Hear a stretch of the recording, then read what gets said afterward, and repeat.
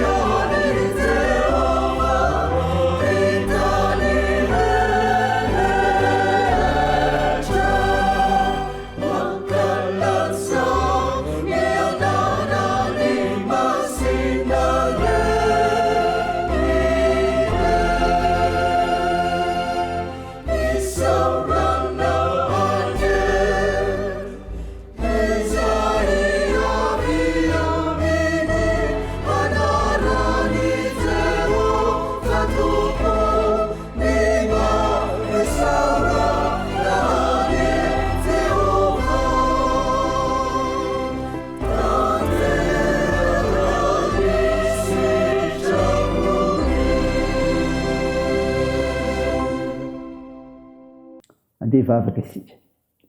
Andriamanitro, Andriamanitra mampifampahery ny olonao ianao, ary dia mankalaza sy midera ary manome voninahitra ny arinao masina izay.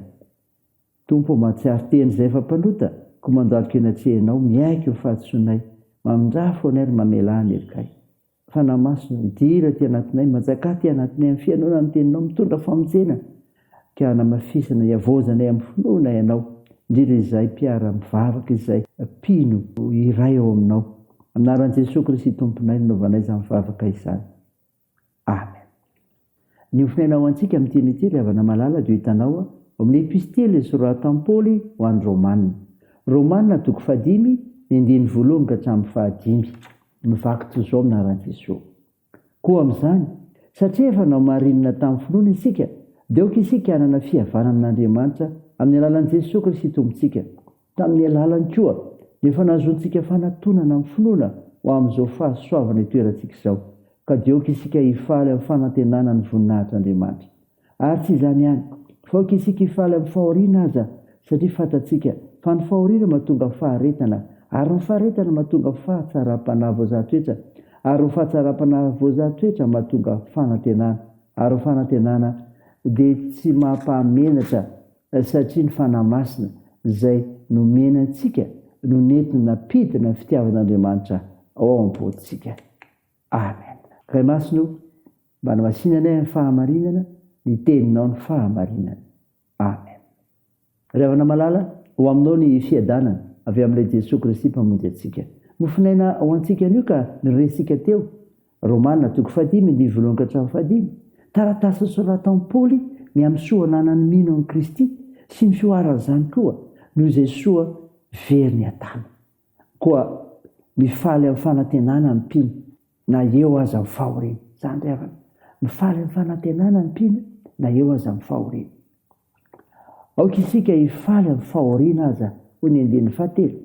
Efa nampiomana antsika ny soratra masina fa any am-parany ihany dia hisy andro mahory. tsy manakana ny fiadanam-po ao ampino ny fahoriana, mahatonga azy ireo iombona fijaliana amin'i Jesosy koa azy zany. Ampino dia miara-miasa soa ny zavatra rehetra, vao mainka mamelombelona fanantenana satria izany fahoriana izany lalana sandrata ny tompo tambonahitra. Mifaly amin'ny fanantenana ny mpino, na eo azy ireo izay tsy maintsy aretana. Zany ry havana, na eo azy ireo izay tsy maintsy aretana. Ny fahoriana mahatonga faharetana. Hoy ny teny soratra masina. Mitondra faharetana ao ampino ny fahoriana, toy ny mpifaninana izay ampy fanazara-tena izy, na dia miasa fatrana sy mavesatra entana aza ny mpino ka dia misitraka fitsaharana hatrany eo amin'ny tompo. Efa tsy ampitaraina ny mpino intsony ireo endrika fahasarotana sy fahasahirana samihafa. Mandrosery ny mpino, miazakazaka fa tsy sasatra, mandeha nefa tsy reraka. Ry havana malala, manana finoana sy fanantenana tsara. Mifaly amin'ny fanantenana ny mpino, na eo azy ireo sedra samihafa. Zany ry havana ambara soratra masina. Ny faharetana mahatonga fahatsara-panahy voazatoetra. Ny mpino izay manana an Jesosy dia tsy mitady tany malemy andrenam-pangady, fa manana fahasahiana sy fahavononana hiatrika sedra tsara, vonona ny bata fandresena maroanareo fanampy samihafa. Ny fitarian'ny fanamasina ry havana dia sady mampahery ny mpino no manolontsaina azy hatrany koa maroana ny sedra samihafa. Zany ry havana, fampiherezana me Paoly manao zany, izay mpino miaina mino an Jesosy Kristy ny amin'ny zavatra tsy maintsy hitranga. Raisa ry havana, ho voninahitra Andriamanitra. Amen. Andeha hivavaka isika. Tompo, misaotra ny mofinaina nomenao izay milaza fa velon'ny fanantenana ny mpino ka na eo aza ny fahoriana sy ny tsy maintsy aretana ary ny sedra samihafa dia mifaly mandrakariva ny mpino manana an Jesosy Kristy ary mifampahery.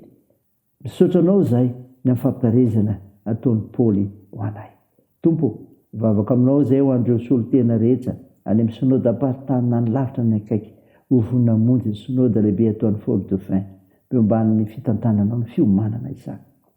Mivavaka izay ho an'ny tompona anjara sy ny vahoaka an'Andriamanitra hiatrika fampavahana rahampitso. Tompo, manolotena ho anao izay ary manavao izany koa, ka miaraka aminao amin'ny androm-piainana rehetra dia tao io ny faharoan-tenanay ho anao amin'ny fiainana amin'ny famonjena dia ny teninao Andriamanitra nataonao anay.